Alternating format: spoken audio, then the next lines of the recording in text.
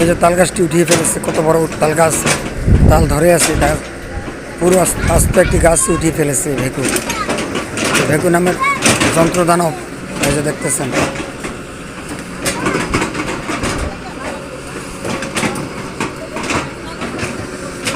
এটা ইয়াতে ওই যে অসুর আছে না, অসুর অসুর অসুর।